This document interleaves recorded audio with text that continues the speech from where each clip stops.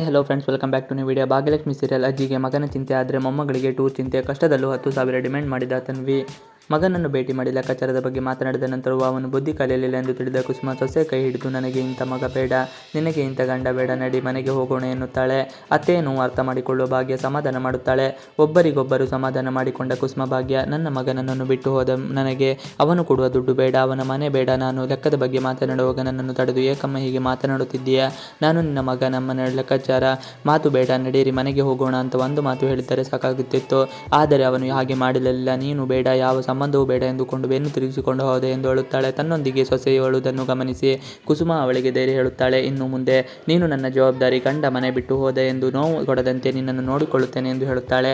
ಅತ್ತೆಗೆ ನನ್ನ ಮೇಲೆ ಎಷ್ಟು ಪ್ರೀತಿ ಇದೆ ಅನ್ನೋದು ಭಾಗ್ಯಗೂ ಗೊತ್ತು. ಈ ವಯಸ್ಸಿನಲ್ಲಿ ನೀವು ನಮ್ಮನ್ನು ನೋಡಿಕೊಳ್ಳಬೇಕಾಗುತ್ತಾ ಅತ್ತೆ?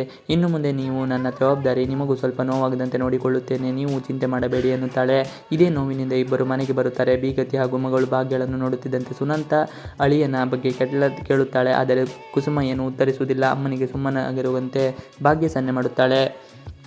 10,000 ಡಿಮ್ಯಾಂಡ್ ಮಾಡಿದ ತನ್ವಿ. ಅಷ್ಟರಲ್ಲಿ ತನ್ವಿ ಸ್ಕೂಲ್ನಿಂದ ಬಂದವಳೆ. ಅಜ್ಜಿ ನಿಮ್ಮ ಜೊತೆ ಮಾತನಾಡಬೇಕು ಎನ್ನುತ್ತಾಳೆ. ತನ್ವಿಯನ್ನು ಭಾಗ್ಯ ತಡೆದಾಗ, ನಾನು ನಿನ್ನ ಜೊತೆ ಮಾತನಾಡುತ್ತಿಲ್ಲ, ಅಜ್ಜಿ ಜೊತೆ ಮಾತನಾಡಬೇಕು. ಅಜ್ಜಿ ಸ್ಕೂಲ್ನಿಂದ ಟ್ರಿಪ್ ಕರೆದೊಯ್ಯುತ್ತಿದ್ದರೆ ನನಗೆ 10,000 ಬೇಕು ಎಂದು ತನ್ವಿ ಡಿಮ್ಯಾಂಡ್ ಮಾಡಿದಾಗ ಭಾಗ್ಯಗೆ ಕೋಪ ಬರುತ್ತದೆ. ಯಾವ ಸಮಯದಲ್ಲಿ ಏನು ಮಾತನಾಡಬೇಕು ಎಂಬುದನ್ನು ಕಲಿ ಎಂದು ರೇಗುತ್ತಾಳೆ. ಅಪ್ಪ ಇದ್ದಿದ್ದರೆ ನನ್ನನ್ನು ಪ್ರತಿ ವರ್ಷ ಟ್ರಿಪ್ಗೆ ಕಳುಹಿಸುತ್ತಿದ್ದರು.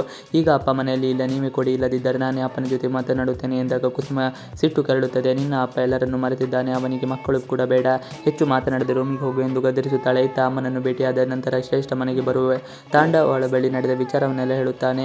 ಇದನ್ನು ಕೇಳಿ ಸುಂದರಿ ಖುಷಿಯಾಗುತ್ತಾಳೆ. ನಿನ್ನಿಂತ ಮಗನಿಗೆ ನಿಮ್ಮ ಅವ್ವ ಸರಿಯಾಗಿ ಬುದ್ಧಿ ಕಲಿಸಿದ್ದಾಳೆ, ಆದರೆ ಆ ವರ್ತನೆ ನನಗೆ ಬಹಳ ಇಷ್ಟ ಎನ್ನುತ್ತಾಳೆ. ಸುಂದರಿ ಬಾಯಿ ಮುಚ್ಚಿಸುವ ಶ್ರೇಷ್ಠ ತಾಂಡವೆದುರೇ ಅವನ ಅಮ್ಮನನ್ನು ಬೈಯುತ್ತಾಳೆ. ಇದು ತಾಂಡವ್ಗೆ ಕಿರಿಕಿರಿ ಎನಿಸಿದ ಶ್ರೇಷ್ಠ ಮೇಲೆ ರೇಗುತ್ತಾನೆ. ಇವಿಷ್ಟು ಇವತ್ತಿನ ವಿಡಿಯೋ. ಈ ವಿಡಿಯೋ ಇಷ್ಟ ಆದರೆ please like, share and subscribe ಮಾಡಿ. Thanks for watching video.